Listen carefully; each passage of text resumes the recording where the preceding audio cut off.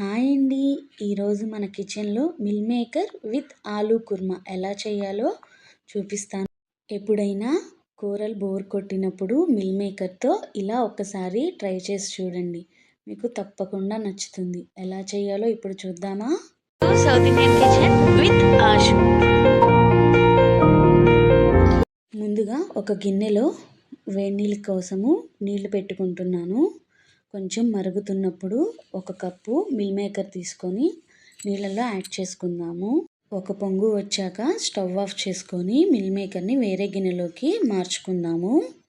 వడగట్టుకున్నాక meal maker మీద కొంచెం చన్నీళ్ళు add చేసుకుందాము. మిల్ మేకర్ని గట్టిగా పిండుకుంటే దాంట్లో ఉన్న వాటర్ మొత్తం బయటకు వచ్చేస్తుంది. పొయ్యి వెలిగించుకొని బాండీ పెట్టుకొని బాండీ వేడెక్కాక 2 or 3 table spoons oil add చేద్దాము.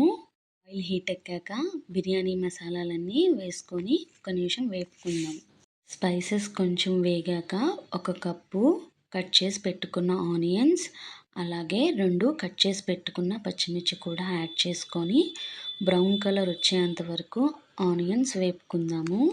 ఆనియన్స్ వేగిపోయినాయి కదా, ఇప్పుడు ఒక టేబుల్ స్పూన్ అల్లం వెల్లుల్లి పేస్ట్ వేసుకొని పచ్చివాసన పోయేంత వరకు వేపుకుందాము. అల్లం వెల్లుల్లి పేస్ట్ వేగిపోయింది. ఇప్పుడు కట్ చేసి పెట్టుకున్న ఒక పండు టమాటా యాడ్ చేసుకుందాము.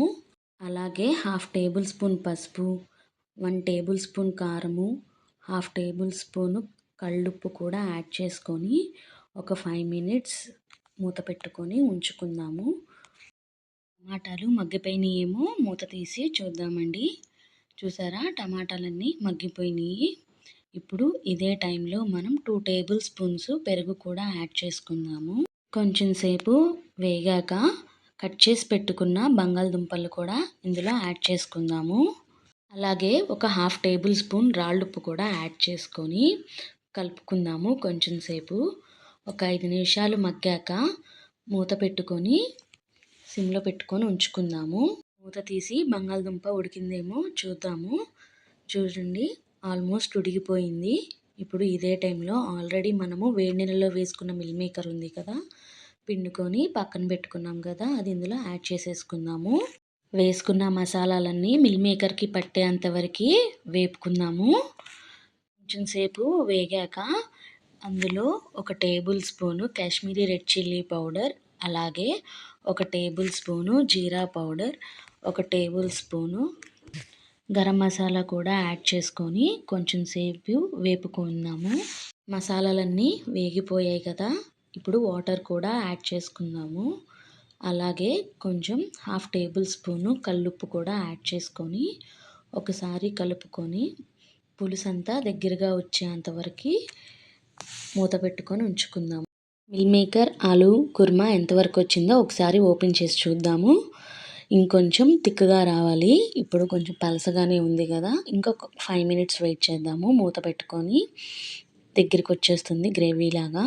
ఓపెన్ చేసి చూద్దామా? చూసారా అండి, గ్రేవీలాగా వచ్చేసింది, మొత్తం దగ్గరగా వచ్చేసింది. సో ఆల్మోస్ట్ కర్రీ అయిపోయింది. ఈ టైంలో మనము 2 టేబుల్ స్పూన్స్ ధనియా పౌడర్ యాడ్ చేసుకొని ఒకసారి కలుపుకుందాము. అలాగే కొంచెం కసూరి మేతి కూడా క్రష్ చేసుకొని వేసుకుందాము. కసూరి మేతి కుర్మాకి చాలా టేస్ట్ వస్తుందండి. బాగా కలుపుకున్నాక కొంచెం కొత్తిమీర కూడా యాడ్ చేసుకుందాము. సో అంతేనండి, స్టవ్ ఆఫ్ చేసుకొని డిష్ అవుట్ చేసేసుకుందాం.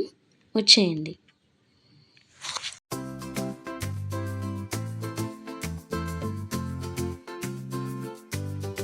డిష్ అవుట్ చేసుకున్నాం కదా, కొంచెం గార్నిష్ కోసం కొత్తిమీర వేసుకుందాము.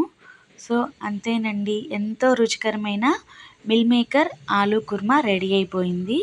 ఒక్కసారి మీరు కూడా ట్రై చేసి ఎలా ఉందో చెప్పండి.